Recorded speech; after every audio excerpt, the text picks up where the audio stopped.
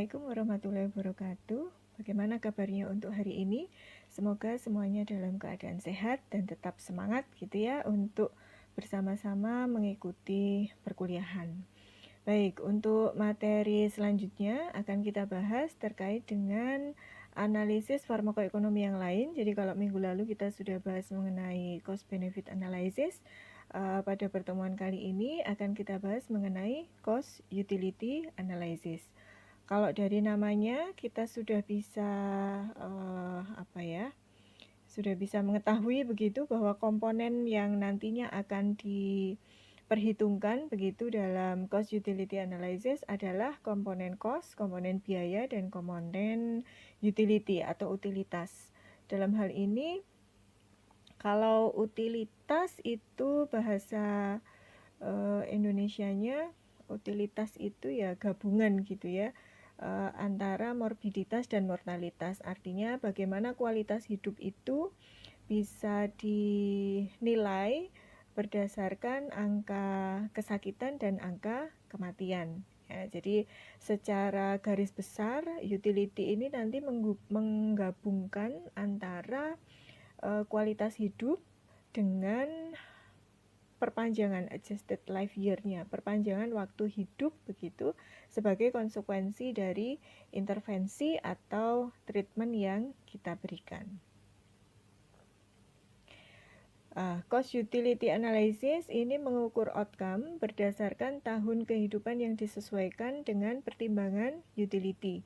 Ya, jadi perpanjangan waktu istilahnya kalau kita berikan intervensi itu perbandingannya nanti seperti apa begitu ya terhadap perpanjangan waktu hidupnya.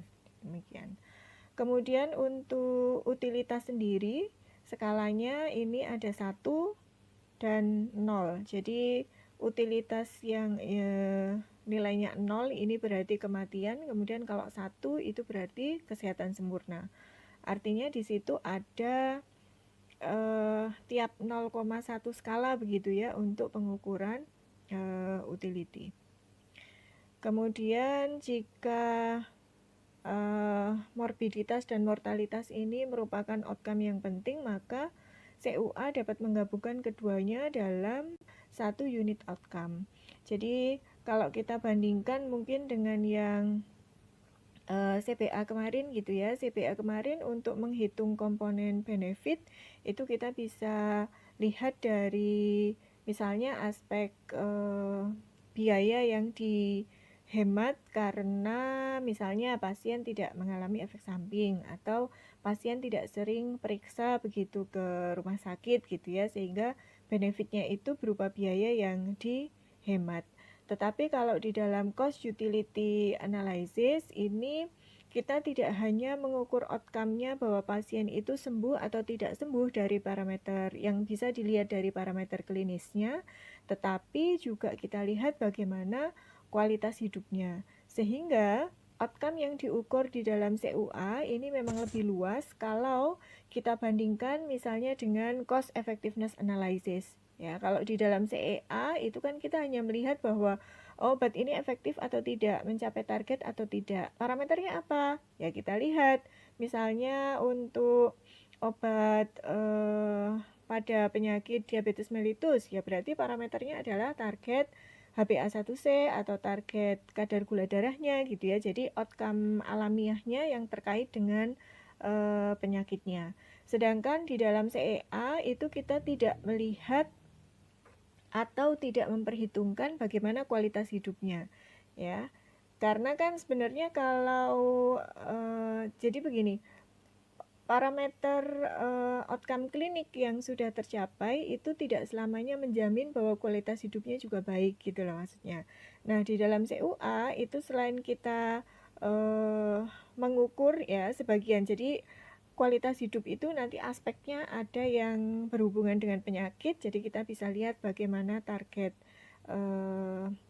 objektifnya, jadi target pemeriksaannya gitu ya, apakah sudah sesuai atau belum.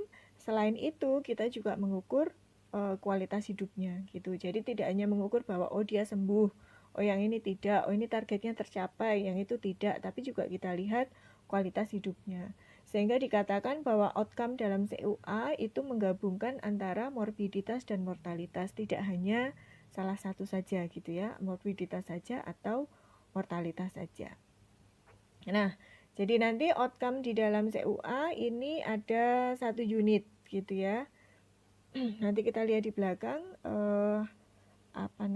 outcome yang dipakai di dalam CUA itu apa. Kemudian secara definisi CUA ini merupakan teknik ekonomi untuk menilai efisiensi dari intervensi pelayanan kesehatan. Jadi CUA ini bisa dianggap gitu ya merupakan bagian dari CEA. Tetapi bedanya outcome yang dinilai itu outcome-nya khusus. Jadi tadi bukan hanya sekedar target pemeriksaan lab-nya saja gitu ya, pasiennya sembuh atau tidak, tetapi juga dilihat kualitas hidupnya.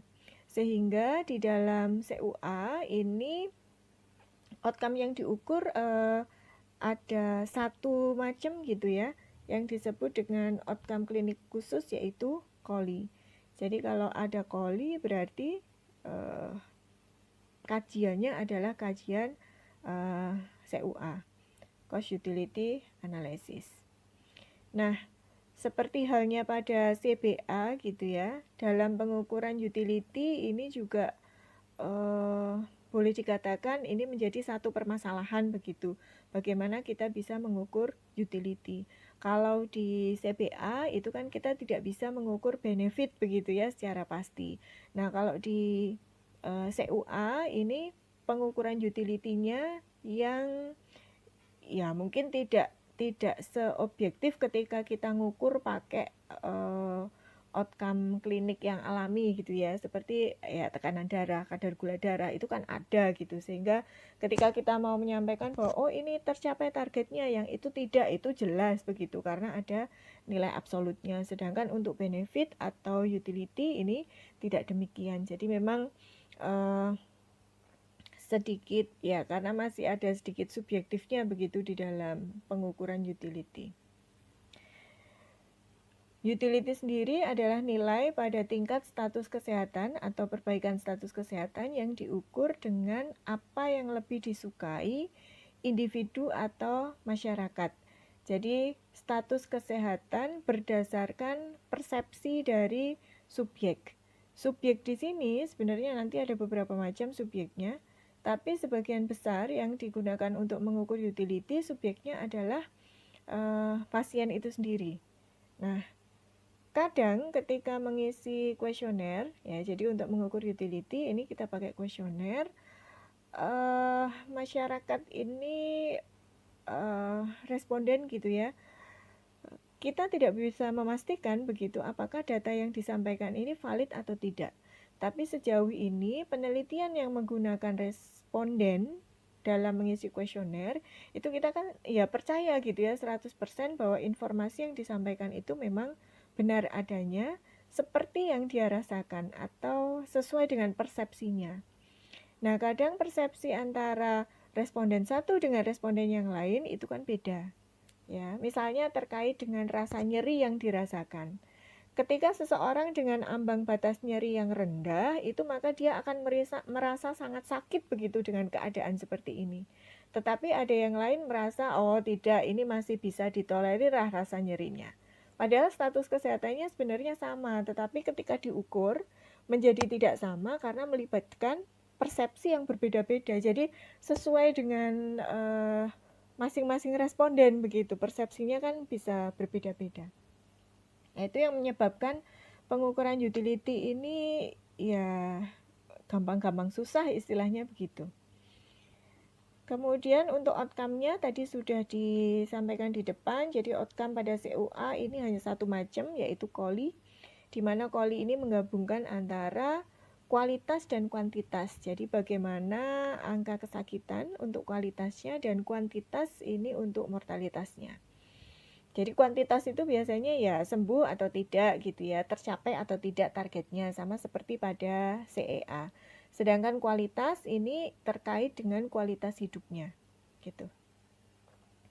Nah, nanti untuk kualitas hidup akan kita bahas di pertemuan berikutnya. Jadi HRQOL, Health Related Quality of Life gitu ya. Nanti akan kita bahas di sana bagaimana kualitas hidup ini diukur begitu pada responden. Kemudian outcome yang lain, kalau QOLI itu satuan adjusted life year-nya itu year ya, tahun. Kalau column ini month, satuannya bulan. Kemudian kalau HYE ini health year equivalent. Jadi data yang diperoleh biasanya di setahunkan begitu kalau kita pakai HYEs gitu ya. Oke.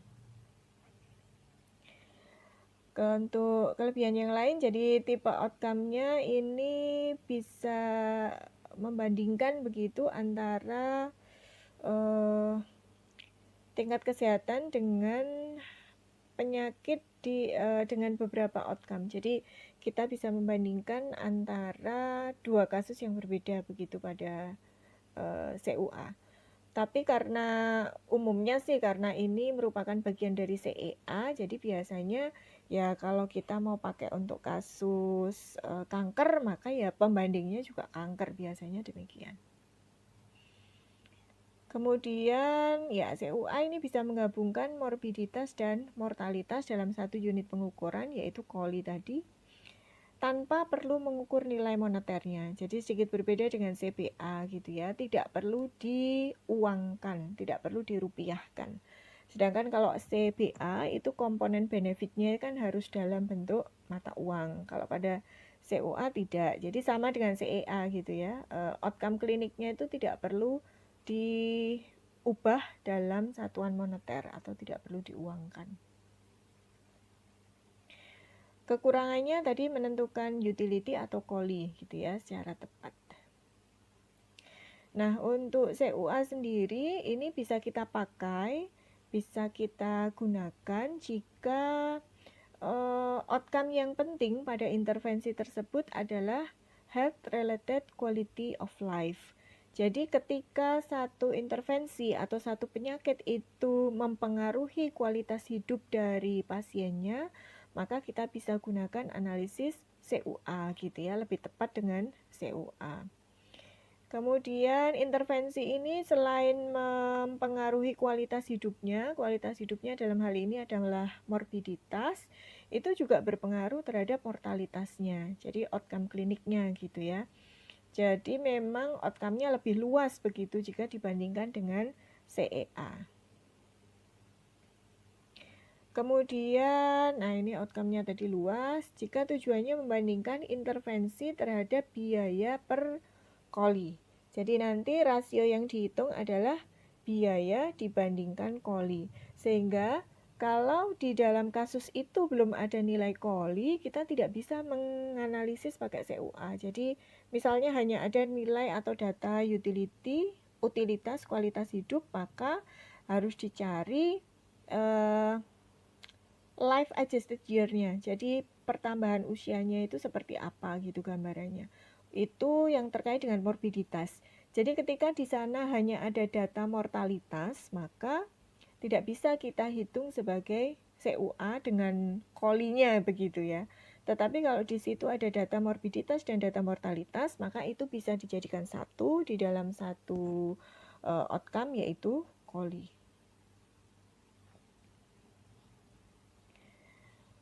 Oke, kemudian bagaimana menghitung QOLI? Jadi yang pertama harus dideskripsikan dulu penyakit dan status kesehatannya, ini biasanya harus sama gitu ya. Kemudian memilih metode untuk menentukan utility, memilih subjek yang akan ditentukan utility-nya, kemudian baru mengalihkan utility dengan pertambahan masa hidup gitu ya untuk masing-masing intervensi, sehingga bisa diperoleh QOLI. Jadi QOLI itu adalah utility dikalikan dengan perpanjangan masa hidup atau adjusted life year-nya. Itu baru bisa dapat QOLI. Jadi kalau cuma ada data utilitas saja tidak bisa kita sebut dia sebagai cost utility analysis.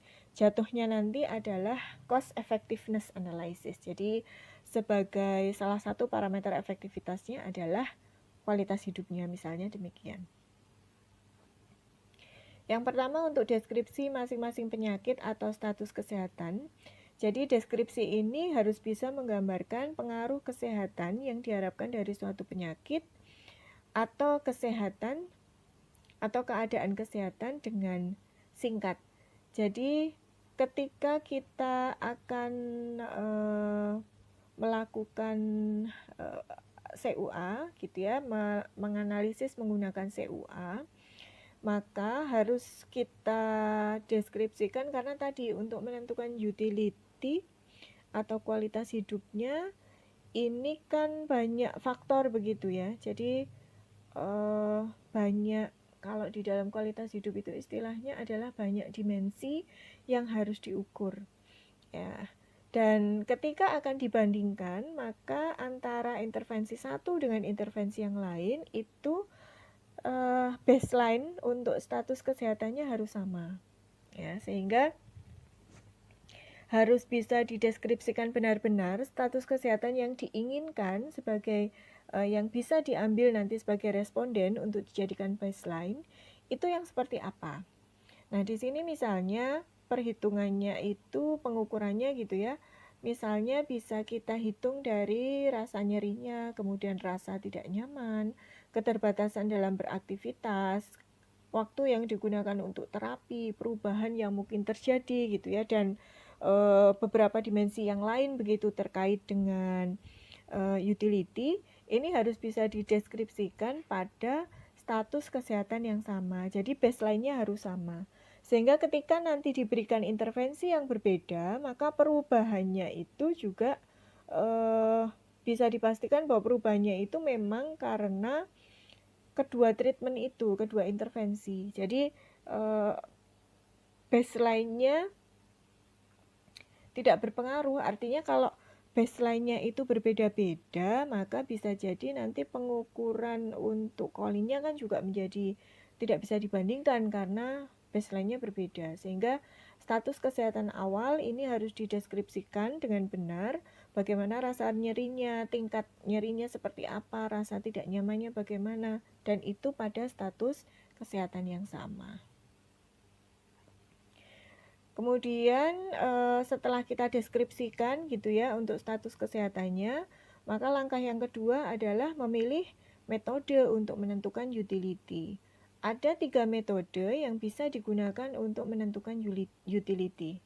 Yang pertama adalah rating scale, kemudian yang kedua standard Campbell, dan yang ketiga adalah time trade-off.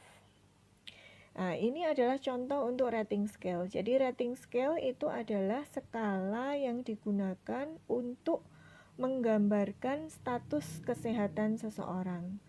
Biasanya rating scale itu skalanya adalah 0 sampai 1 gitu ya. Tapi ada juga yang 0 sampai 100, tetapi nanti ketika ditanyakan hasil utility-nya berapa, maka harus dibuat dalam skala 0 sampai 1, di mana 0 itu adalah kondisi kematian, sedangkan 1 adalah kesehatan sempurna. Nah, rating scale ini akan sangat bervariasi tergantung pada kasus yang akan dianalisis ya. Ini hanya sekedar contoh saja, artinya bisa saja berubah begitu. Jadi ya itu tadi yang disebut bahwa untuk menentukan utility ini agak susah karena sangat subjektif begitu ya. Dan berdasarkan preferensi seseorang, sehingga memang sangat beragam begitu. Jadi ini hanya contoh gitu ya. Artinya nanti pada kasus tertentu mungkin saja tidak sama gitu. Jadi misalnya kalau koma selama 1 tahun itu utility-nya adalah 0,1. Kalau angina itu 0,3. Tetapi mungkin kalau nanti dibandingkan dengan yang lain, angina berat ini menjadi 0,2 misalnya begitu. Atau bisa jadi menjadi 0,5. Tergantung pembandingnya itu siapa kan sebenarnya gitu. Ya, jadi ini memang masih sangat umum begitu rating scale itu. Nah, penjelasannya demikian bahwa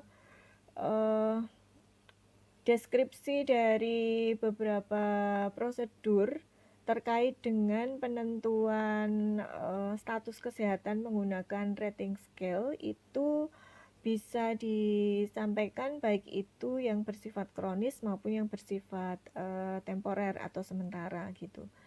Artinya di sini sudah disampaikan bahwa status kesehatan dari 0,2 ke 0,1 itu mungkin saja tidak sama begitu dari 0,8 ke 0,7. Artinya dengan dua skala ini kan sebenarnya perbedaannya sama-sama 0,1, tetapi bisa jadi apa ya, gapnya gitu ya istilahnya antara yang 0,2 ke 0,1 dengan 0,8 ke 0,7 ini tidak sama begitu.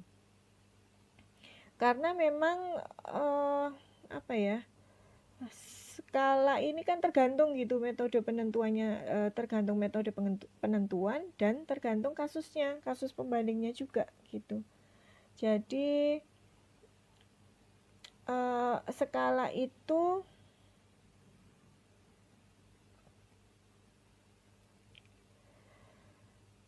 skala yang digunakan itu bisa membuat responden itu ya misalnya gini ya gambarannya. Misalnya ketika ditanya nih, kira-kira bagaimana status kesehatan Anda sekarang ini dari 0 sampai 1 gitu. Kira-kira jawabannya apa?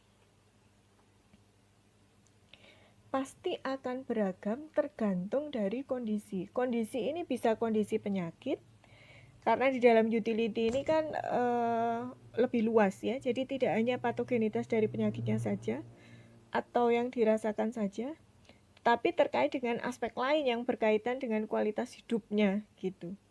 Jadi misalnya kita lihat nih sama-sama nggak sakit gitu ya, tekanan darahnya normal, ini diabetesnya normal, tetapi ketika ditanya preferensi tentang kualitas hidupnya, maka bisa jadi yang satu ini jawabannya adalah 0,8, yang satu jawabannya 0,5 begitu. Padahal sama-sama tidak ada penyakit, tidak sakit, tidak dalam kondisi sakit, apapun itu sama. Tetapi ketika ditanya kualitas hidupnya akan menjadi berbeda begitu. Ini yang dimaksud dengan tergantung dari preferensi. Jadi memang sangat subjektif. Artinya kalau kita mau mengukur kualitas hidup dengan rating scale, ini skalanya harus sudah ditentukan dulu. Sehingga ketika nanti orang itu ngisi lebih objektif begitu, tidak lagi kayaknya saya 0,5, kayaknya saya ini. Jadi istilahnya kalau di dalam CBA kemarin tuh ada hanya hypothetically aja gitu. Jadi sepertinya tanpa diberikan batasan. Sehingga pengukuran kualitas hidup itu sangat penting gitu ya. Responden itu memahami makna setiap pertanyaan dan bagaimana dia harus menjawab. Itu sangat penting karena kalau responden nggak paham itu, maka dia ya menjawab sesuai dengan preferensinya saja. Nah, kemudian yang kedua adalah standar Campbell. Standar Campbell itu yang namanya gambling itu kan mainnya main probability ya. Jadi kemungkinannya gitu kan ya. Probability-nya berapa persen gitu. Nah, standar Campbell ini merupakan gold standar gitu sebenarnya untuk menentukan utility. Karena nilai probabilitas itu bisa dihitung gitu ya, sehingga ya apapun pilihannya itu sudah pasti gitu loh istilahnya. Gambarannya pada standar Campbell itu pasien di sini dihadapkan pada dua alternatif, alternatif 1 dan alternatif 2. Nah, alternatif 1 itu ada dua probability, ada dua kemungkinan, yaitu dia bisa sehat atau meninggal. Artinya kalau pasien itu pilih alternatif 1, kemungkinannya adalah bisa sehat dengan utility 1 atau dia meninggal dengan utility 0. Sementara saat ini utility-nya pada skala misalnya 0,4. Jadi itu pilihan ya. Nah, apakah pasien itu akan mendapatkan yang satu sehat atau yang 0 meninggal? Ini probability-nya bisa dihitung. Jadi kemungkinan meninggal itu sekian persen. Tapi ya lepas dari takdir ya. Lepas dari takdir. Saya selalu sampaikan gitu, lepas dari takdir ini pokoknya. Probability itu kenapa bisa dihitung ya karena berdasarkan dengan evidence yang sudah ada. Ya, misalnya untuk contoh pemberian contoh utility dengan standar Campbell itu misalnya pada kasus gagal ginjal kronik gitu ya, pasien sudah harus cuci darah seminggu itu bisa 2 atau 3 kali, kemudian diberikan alternatif gitu ya, apakah akan cangkok ginjal, jadi ginjalnya diganti, atau mau pasang alat sebagai pengganti ginjal, misalnya begitu. Nah, untuk cangkok ginjal, itu kan dia akan mendapat ginjal yang baru. Sehingga probability-nya itu pasti yang pertama adalah dia akan sehat. Dan yang kedua, kalau ya misalnya ternyata respon tubuhnya tidak sesuai yang diharapkan gitu ya, ternyata menolak begitu, maka pasiennya bisa meninggal. Berapa persen dia sehat, berapa persen dia meninggal. Nah, ini kan ada evidence-nya bahwa pada kasus yang demikian ketika seseorang itu mendapatkan cangkok ginjal, maka dari 10 orang itu yang meninggal misalnya 1. Nah, jadi probability-nya kan bisa dihitung. Berarti 10% begitu meninggal. Sedangkan yang sehat ini 90%. Ya, kalau dilihat yang sehat itu lebih besar, tetapi tetap ada pilihan, tetap ada kemungkinan untuk mendapatkan yang 10% kan gitu. Ya enggak? Ya seperti halnya survei-survei ya, misalnya 1 dari 10 wanita hamil itu minum susu A. Berarti kan tetap ada 1 gitu yang tidak minum gitu kan. Ya meskipun sebagian besar itu minum, tapi tetap ada kemungkinan konsumen itu yang tidak minum juga. Demikian juga dengan kasus ini, jadi orang yang mengalami transplantasi ginjal gitu ya misalnya, meskipun kemungkinan sehatnya itu lebih besar, tetapi kita harus mewaspadai adanya kemungkinan yang lain yang lebih kecil itu tadi, yang hanya 10%, tapi kalau apes ya dapatnya yang 10% kan gitu. Jadi pertimbangan itu menjadi gambaran begitu bagi pasien, dia akan milih yang mana gitu. Nah, sedangkan kalau alternatif 2, ini misalnya dia dipasang alat begitu ya, pengganti ginjal misalnya. Ini tidak ada kemungkinan tidak mungkin pasien itu akan satu sehat bugar seperti sedia kala, tetapi juga tidak meninggal begitu. Apa yang terjadi? Dia pada disease state-nya. Jadi mempertahankan hidup pada kondisi utility-nya saat ini, yaitu misalnya 0,4. Dia akan bisa mempertahankan hidup tanpa harus mengambil resiko kematian, ya, karena tidak ada resiko kematiannya di dalam alternatif 2. Sedangkan kalau dia ngambil alternatif 1, kemungkinannya hanya ada 2 lah, sembuh seperti sedia kala atau meninggal. Kalau alternatif 2 yang diambil, dia bisa tetap dipastikan gitu ya, sesuai dengan evidence yang ada, dia bisa dipastikan tetap hidup, tetapi status kesehatannya ya seperti itu gitu, di status kesehatan 0,4. Jadi mempertahankan hidupnya pada status kesehatan tersebut.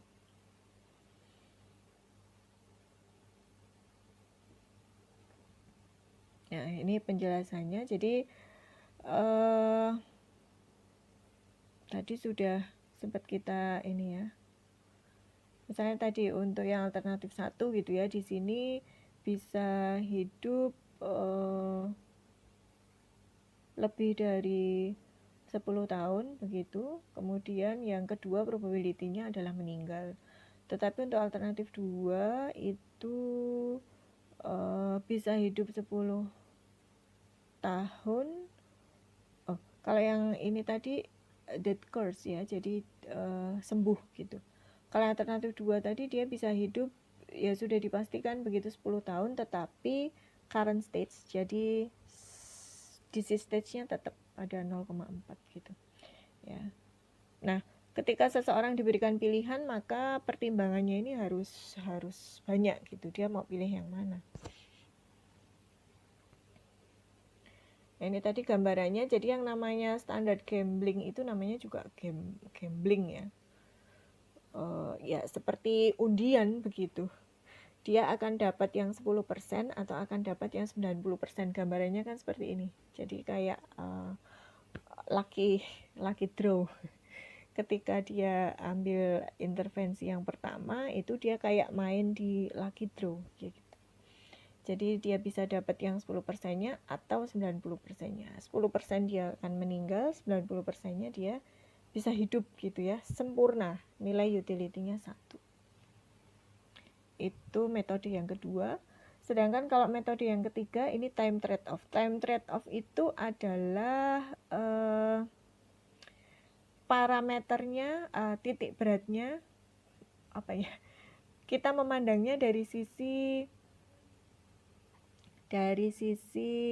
time atau waktunya.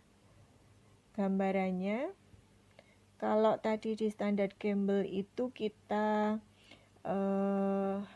mengukur dari probabilitasnya, sedangkan kalau time trade-off itu kita bisa mengorbankan waktunya begitu. Jadi kita lihat dari perpanjangan waktunya. Misalnya untuk alternatif pertama, keadaan sakitnya kan di sini ya. Tadi misalnya statusnya 0,4. Ini kalau dia ambil alternatif yang pertama, maka waktu hidupnya itu lebih panjang dibandingkan alternatif yang kedua, tetapi status kesehatannya tetap.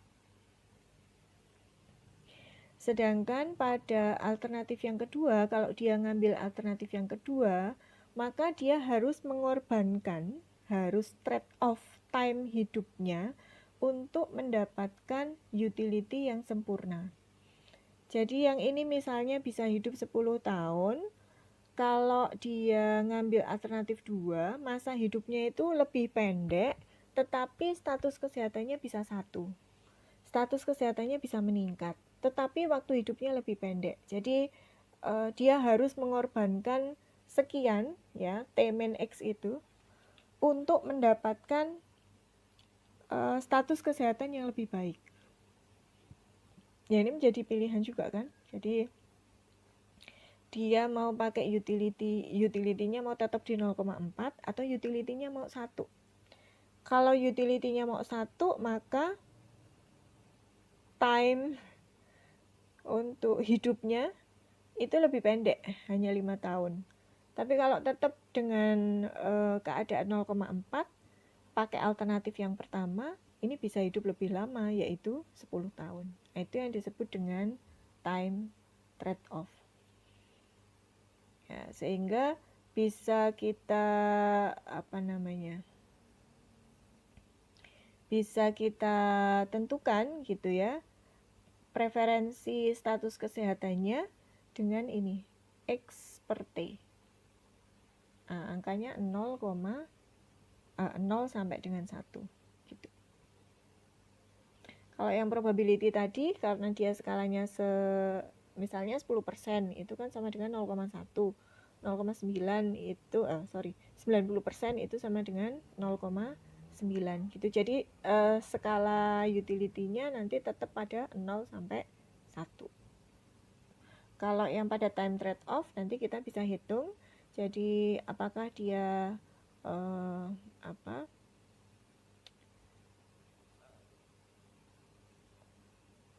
kalau dia pilih yang tadi berapa trade off-nya, berapa waktu yang akan dia korbankan gitu ya untuk memperoleh hasil yang lebih bagus gitu ya, maka kita bisa bagi antara X per T-nya ya, berapa ininya.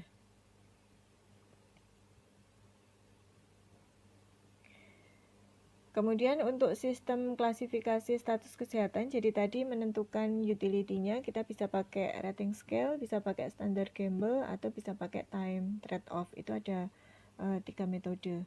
Kemudian gold standarnya itu adalah standar Campbell untuk mengukur utility. Kemudian pengukuran utility yang dengan metode tersebut bisa menggunakan beberapa kuesioner sebagai alatnya gitu ya. Misalnya kita pakai QWB atau Quality of Well-being Scale, kemudian HUI atau Health Utilities Index, kemudian Eurocall Groups 5D atau EQ 5D. Ya, ini yang umum gitu ya, yang bisa digunakan untuk mengklasifikasikan status kesehatan. Nah, di dalam instrumen-instrumen tersebut, jadi ini adalah kuesioner, itu ada beberapa pertanyaan yang terkait dengan kualitas hidupnya. Jadi ada beberapa dimensi gitu ya, atau beberapa part pengukuran di dalam status kesehatan. Masing-masing punya scoring atau cara penilaiannya sendiri-sendiri, kemudian pedoman penilaiannya juga sendiri-sendiri, termasuk klasifikasi status kesehatannya juga sendiri-sendiri. Tetapi nanti ketika masuk di nilai utility, maka dibikin skalanya itu 0 sampai 1 gitu ya, itu untuk utility-nya. Kemudian tadi setelah mendeskripsikan penyakit, kemudian menentukan metode untuk menentukan atau mengukur utility-nya, berikutnya adalah menentukan subjek. Subjek ini adalah seseorang yang akan diberikan pertanyaan terkait dengan kualitas hidupnya tadi. Sehingga siapa saja yang bisa menjadi subjek dalam analisis ini? Yang pertama adalah pasien dengan penyakitnya. Kemudian yang kedua adalah profesional di dalam pelayanan kesehatannya. Kemudian yang ketiga adalah keluarga atau orang yang sehari-hari begitu ya hidup dengan pasien. Nah, subjek yang paling yang paling recommended itu sebenarnya adalah pasien, karena pasien itu expertise di dalam penyakitnya begitu. Jadi kalau dia ditanya, yang penting dia memberikan data yang benar ya, jujur gitu untuk datanya. Maka ketika dia ditanya dengan kondisinya, dia itu yang paling paham. Dokter, perawat atau tenaga medis lain gitu ya yang secara langsung berinteraksi dengan pasien itu belum tentu bisa memberikan gambaran status kesehatan yang sebenar-benarnya dibandingkan dengan pasien. Ya, ketika ditanya apakah pasien bisa jalan nih sejauh 100 meter misalnya, dia menjawab enggak bisa. Sementara mungkin kalau dengan parameter objektif terkait dengan penyakitnya, bisa jadi harusnya pasien itu udah bisa tuh jalan 100 meter itu udah bisa. Kenapa dia jawab enggak bisa? Apakah itu berarti jawabannya salah? Tidak, karena memang yang dirasakan itu tidak bisa. Sehingga tadi di depan saya sampaikan berkali-kali bahwa menentukan utility itu sangat subjektif, tergantung dari preferensi masing-masing. Sedangkan kalau kita gunakan profesi di pelayanan kesehatan sebagai subjek, dia akan berbicara berdasarkan atau berbasis pada data milik pasien itu. Tapi lebih banyak adalah secara data objektif, karena kesehariannya kan tidak 24 jam gitu. Jadi ketika mungkin ditanya pasien Anda apakah sudah bisa jalan nih 100 meter? Oh, kalau dilihat dari data labnya seperti ini, sepertinya kok belum bisa begitu. Tetapi mungkin ketika ditanya langsung ke pasien, karena pasien kan siapa tahu dia belajar sendiri atau meminta bantuan dari tenaga kesehatan yang lain begitu ya, sehingga ternyata pasien meskipun secara objektif itu demikian, ternyata dia sudah bisa berjalan begitu. Sehingga subjek ini kalau data yang diberikan valid ya, maka yang paling diutamakan adalah pasien gitu, karena dia yang merasakan, dia yang meskipun kalau secara data lab mungkin kalau ditanya dia nggak tahu ya, kita bisa cross check nanti dengan profesi pelayanan kesehatan yang lain atau dengan labnya atau dengan ini gitu. Jadi itu kita bisa cross check. Tetapi untuk yang tahu kondisi dimensi kualitas hidup dari pasien itu ya pasien itu sendiri yang paling ini. Sebenarnya yang paling bisa memberikan informasi yang sebenar-benarnya gitu ya, kalau memang dia jujur. Dan bukan karena dia jujur saja, tapi dia mengerti begitu apa yang ditanyakan dan bagaimana cara menjawabnya.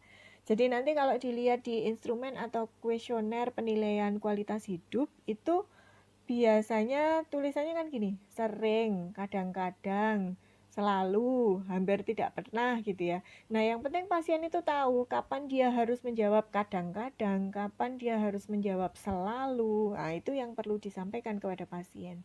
Sehingga nanti hasil kuesioner itu bisa memberikan gambaran yang sebenar-benarnya gitu terkait dengan kualitas hidup ya.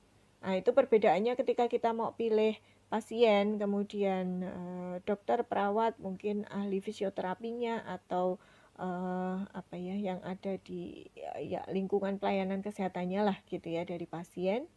Masing-masing punya plus dan minusnya. Apalagi yang kita tanya adalah saudara, teman atau seseorang yang hidup dengan pasien. Nah, ini kan lebih jauh lagi gitu ya, secara penyakit dia kurang paham, secara aktivitas mungkin ada beberapa aktivitas yang tidak bisa dinilai gitu. Jadi yang paling sebenarnya yang paling diutamakan adalah pasien untuk subjeknya. Kemudian yang terakhir adalah menghitung nilai KOLI. Jadi setelah kita dapat data utility, kemudian dikalikan dengan pertambahan perpanjangan usia atau life adjusted year-nya, sehingga bisa diperoleh nilai KOLI-nya. Ya, jadi nilai KOLI adalah utility dikalikan dengan perpanjangan masa hidup di antara dua intervensi.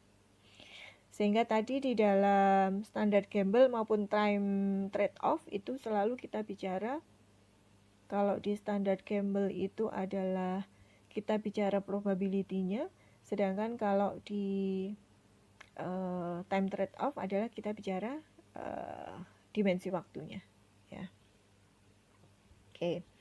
Nah, ini contohnya adalah membandingkan untuk osteoartritis ya, ada obat baru dan ada standar atau kontrol. Caranya yang pertama tadi harus ditentukan dulu status kesehatannya, seperti apa responden kita itu, status kesehatannya harus sama gitu ya untuk semua responden. Kemudian untuk mengukurnya misalnya kita gunakan salah satunya adalah kuesioner QWB atau quality of well-being gitu ya. Nah, ini diberikan sebelum terapi, setelah 6 bulan dan 12 bulan terapi. Jadi diberikan 3 kali. Sebelum terapi ini untuk mengetahui baseline-nya. Jadi nanti yang tidak masuk dalam kriteria, baseline-nya tidak sesuai, maka bisa dikeluarkan. Kemudian setelah 6 bulan ini adalah respon pertama, kemudian 12 bulan ini respon kedua. Nah, untuk kapan diberikannya kuesioner untuk pengukuran utility, ya tergantung dari penelitinya, begitu ya. Bagaimana dia akan melihat outcome-nya, itu tergantung dari masing-masing peneliti dan masing-masing kasus. Kemudian pasien dibagi menjadi 2 kelompok, kemudian diterapi. Ya, 2 kelompok ini tadi kan karena sudah diukur pakai QWB, maka bisa dipastikan bahwa baseline-nya itu status kesehatannya sama-sama 0,4 misalnya. Kemudian setelah dibagi menjadi 2, maka diberikan intervensi. Yang satu kita berikan kontrol atau obat yang sudah beredar, yang satu adalah obat baru. Kemudian KOLI-nya bisa dihitung dan juga kita bisa menghitung pertambahan KOLI-nya. Jadi apakah obat baru itu lebih baik begitu KOLI-nya dibandingkan dengan obat yang lama, maka kita bisa hitung selisih KOLI antara obat kontrol dengan obat terapi atau obat baru. Gitu ya. Kita bisa hitung karena di sini bentuknya adalah ada segitiga, ada trapesium, jadi kita hitung AUC-nya gitu atau luas di bawah kurva antara obat kontrol dengan obat yang baru yang untuk C ya. Nah, kalau ada selisih KOLI antara obat kontrol dengan obat terapi, obat baru dengan obat terapi, maka bisa dipastikan bahwa KOLI-nya lebih besar begitu pada obat yang baru. Sedangkan kalau hasilnya minus, berarti yang obat kontrol ini lebih besar KOLI-nya dibandingkan dengan obat yang baru. Kemudian contoh yang lain, ya ini ada obat A, obat B gitu ya. Biaya terapinya ada yang 10 juta, ada 20 juta. Kemudian years of life saved, jadi waktu hidupnya yang bisa dihemat itu ada 5 tahun dan 7 tahun. Utility-nya sudah diukur pada obat A itu 0,8, obat B 0,5. Kolinya bisa dihitung juga dari years of life saved dikalikan dengan utility, jadi ada 4,0 dan 3,0. Kemudian tadi dibahas di depan bahwa CUA ini merupakan bagian dari CEA gitu ya. Bedanya apa kalau kita perbandingkan antara CEA dengan CUA? Jadi kalau CEA itu kita bisa perbandingkan dari utility-nya saja atau dari years of life saved-nya saja. Jadi hanya ada satu parameter, apakah itu parameter mortalitasnya atau parameter morbiditasnya. Sebenarnya kan di situ. Itu kalau pada CEA. Sehingga kalau pada CEA ini antara obat B dengan obat A itu karena kebetulan obat B itu years of life-nya lebih besar gitu ya dibandingkan dengan obat A, maka kita bisa hitung rasionya antara biaya per years of life saved-nya ya. Hasilnya adalah 5.000 per tambahan dengan obat B yang lebih cost efektif karena dia tidak dominan ya sebenarnya karena biayanya lebih mahal. Tetapi years of life-nya dia lebih besar begitu. Sedangkan kalau kita pakai CUA, maka yang kita bandingkan adalah biaya dengan kolinya. Ya, jadi bukan hanya melihat pertambahan usianya saja, tetapi juga melihat utility-nya. Sehingga yang kita perhitungkan di dalam CUA adalah keseluruhan begitu, kolinya. Bukan hanya ini years of life saved-nya saja atau utility-nya saja gitu ya, tidak, tapi yang diperhitungkan adalah kolinya. Kemudian ini contoh yang lain juga, jadi ada program A ini pada kasus kanker ya. Pada program A ini tidak diberikan intervensi, tidak menggunakan interferon. Pada program B itu aja ada uji SLN karena pasien diberikan interferon. Kemudian dilakukan analisis utilitas biaya. Jadi ya setelah menentukan tujuan, kemudian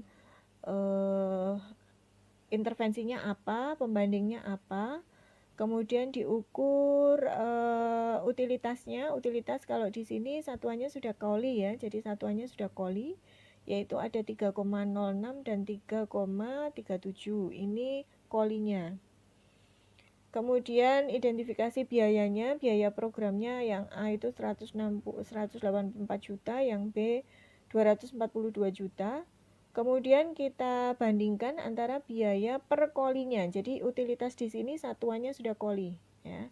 Untuk program A itu hasilnya 50 juta sekian. Kemudian untuk program B itu 71 juta. Nah, kalau kita lihat dari perbandingan di sini, cost per koli, maka program A lebih dipilih begitu kan dibandingkan dengan program B. Ya. Itu kalau dari langkah yang kelima. Kemudian setelah itu kita coba analisis lagi. Jadi ini seperti pada cost effectiveness grid gitu ya. Jadi kita punya berapa sel ini? 3 kali 3, kita punya 9 sel. 9 sel itu digunakan untuk apa? Jadi tujuannya kita plotting di sini, apakah perlu dilakukan perhitungan incremental atau tidak gitu. Maksudnya gini, dari data sebelumnya itu kan sudah keluar nih hasilnya bahwa program A itu yang akan dipilih karena dia cost per kolinya kan lebih kecil. Jadi untuk mendapatkan satu koli dia butuh 50 juta. Sedangkan pada alternatif B, intervensi B itu untuk mendapatkan satu koli dia butuh biayanya 71 juta. Nah, ini kan sudah jelas nih bahwa yang A yang akan kita pilih. Tapi mungkin atau tidak ya pasien itu akan memilih yang B. Nah, untuk memastikan apakah mungkin atau tidak pasien itu memilih yang B, maka kita harus plotting di dalam sel ini, dia masuk di sel yang mana. Jadi kita harus mengidentifikasi. Yang pertama, kita harus lihat apakah ada intervensi yang biayanya lebih rendah. Nah, kalau kita bandingkan tadi antara intervensi A dengan intervensi B, biayanya itu lebih rendah yang B. Ya, jadi kan kita oh ya berarti yang A deh tetap karena biayanya lebih rendah. Tapi sekarang kita lihat coba kolinya. Apakah kolinya itu ada yang lebih besar? Jadi kalau koli itu semakin besar kan semakin bagus ya. Intervensi itu akan dipilih kalau biayanya paling murah, hasilnya itu paling besar. Ya kan? Seperti pada CEA. Jadi yang dipilih itu adalah biayanya paling murah, efektivitasnya paling besar. Di CUA juga demikian. Biayanya paling rendah, tapi kolinya paling besar. Nah, ini kita lihat antara A dan B, kolinya lebih besar yang B. Berarti ada kemungkinan nih pasien itu akan pindah ke program B kan gitu, karena kolinya lebih besar. Permasalahannya di sini, berapa tambahan biaya yang harus dikeluarkan kalau pasien pindah dari intervensi A ke intervensi B? Ya, tentunya kan tidak sama. Kalau dia mau pilih B, itu biayanya bukan 50 juta per koli, tapi pasti akan lebih. Nah, kita lihat selisihnya. Sehingga kita bisa hitung nilai incrementalnya. Nah, di dalam sel ini kita bisa lihat kalau dari intervensi yang kita pilih itu ada intervensi lain yang biayanya lebih rendah meskipun utilitasnya lebih rendah. Itu kita bisa lakukan RIUP ya. Kemudian yang kedua dilakukan RIUP juga jika utilitasnya lebih tinggi meskipun biayanya juga lebih tinggi. Misalnya pada kasus ini, jadi program A dan program B itu biayanya kan lebih besar yang B. Tetapi kolinya lebih tinggi yang B sehingga kemungkinannya dilakukan RIUP bisa. Jadi kita bisa hitung nilai incremental berapa tambahan biayanya. Tetapi kalau tidak ada alternatif, artinya program A itu adalah biayanya sudah paling rendah dan kolinya paling tinggi, maka dia menjadi dominan, ada di sel G. Tidak mungkin pasien akan pindah ke program lain dengan biaya yang lebih tinggi, tetapi outcome-nya lebih rendah. Itu kan sangat mustahil. Sudah bayarnya lebih mahal, tetapi efeknya lebih kecil gitu. Sehingga intervensi itu menjadi dominan, tidak perlu dihitung RUP-nya. Ya, tidak perlu dihitung nilai incrementalnya atau selisihnya itu tadi. Kemudian kalau ada intervensi biayanya tinggi dan kolinya itu rendah, maka jelas dia di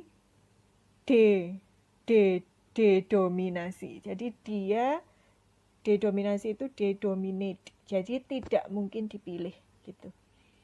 Itu yang akan dilakukan.